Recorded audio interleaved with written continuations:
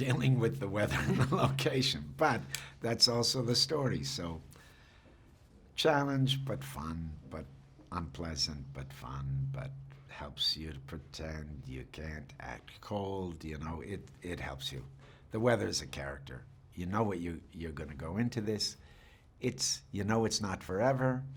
It's intense experience, and it's really helps us tell the story.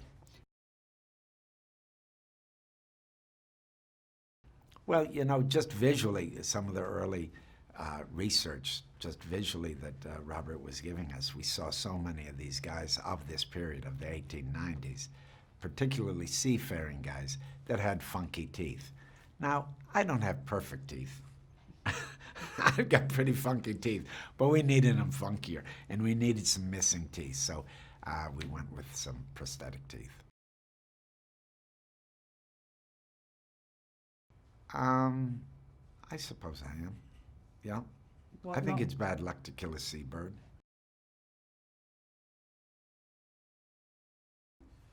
No. Why should I? If I know better, why tempt it? I think it's easier to take you away from yourself and find a different set of impulses and thoughts and behaviors. So that kind of cleanses you so you can create something that isn't tainted by, your needs or it's not programmed because you don't know it.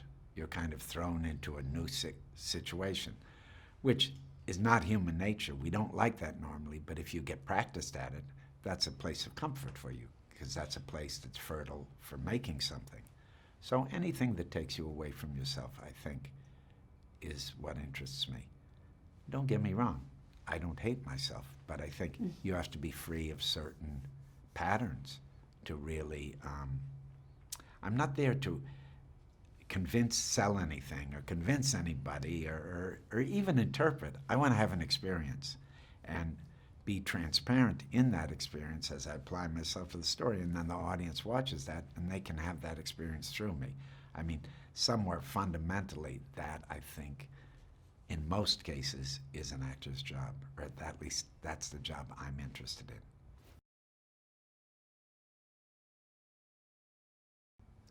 Of course, my wife. One-step shopping.